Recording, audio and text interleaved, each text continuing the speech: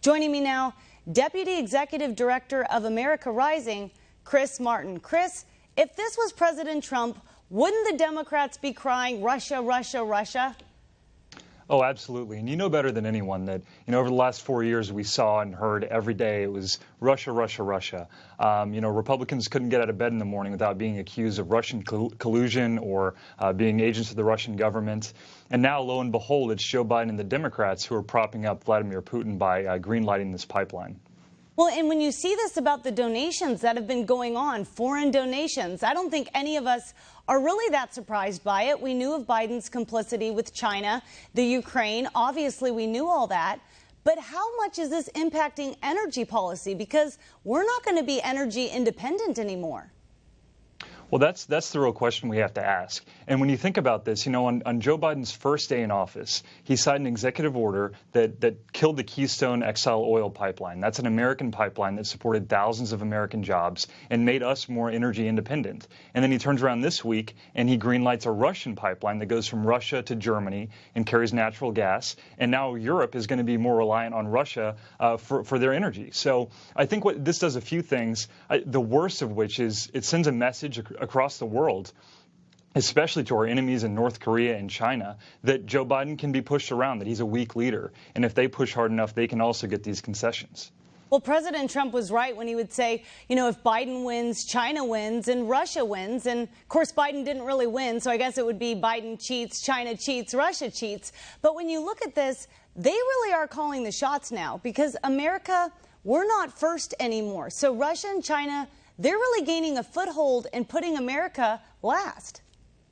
Yeah, and this is just one example of Joe Biden really hurting American workers and leaving them behind. And America Rising launched an entire website devoted to this, to giving a voice to those Americans who have been left behind by Joe Biden's policies. You can check it out at leftbehindbybiden.com, and it tells so many stories of different policies, especially around the energy space, that Joe Biden's implemented that have destroyed jobs and made it harder for American companies and workers to compete with folks around the world, including in China and Russia. Well, can you tell us some of those stories that you're hearing? Because the American worker, they were so supported by President Trump under the last 4 years. What have you been hearing from them?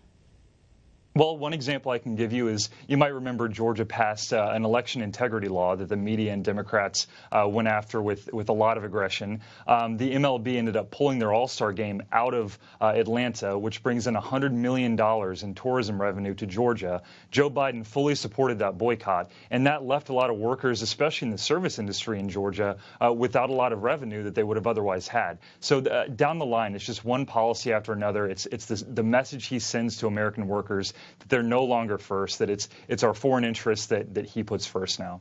Well, and American workers, they're not getting back to work. We see the reports of industries. When you look at the hospitality industry, they're really trying to get people to come back to work, but they're making a lot more money on welfare right now. How do we incentivize? I know Republican states are trying to, incentivize these workers to get back to work, but what can the American people do as well to get America back to work? Well, the first thing they can do is they can make sure to vote in the midterm elections next year. But in the short term, the economy has really been damaged by Joe Biden and the Democrats' policies. These enhanced unemployment benefits, where you look at the statistics, someone making $32,000 a year or less last year are now making more in unemployment benefits not working. That's not going to incentivize people to go back to work. And we saw that reflected in the latest jobs report. And then the Democrats and Joe Biden look at those numbers and they say, this just means we need to push even farther to the left with our policies. We need to pump more stimulus money in. And one thing that people don't talk about is the inflation issue that it's causing. All this artificial money being pumped into the economy is driving up costs for goods and services, and that hurts middle and low-income Americans. And it's so sad for these small businesses because what are they going to do? The Biden administration's not helping them, trying to get employees back to work. It's really sad to see our country becoming like this. President Trump really was the greatest jobs president we ever had, and Biden is the worst. And of course, he's not even the president because who's running the country right now? But Chris, thanks for what you're doing, giving these people a voice, telling their stories, because Biden's not listening, but the American people are listening. So keep us posted on that. Thanks so much.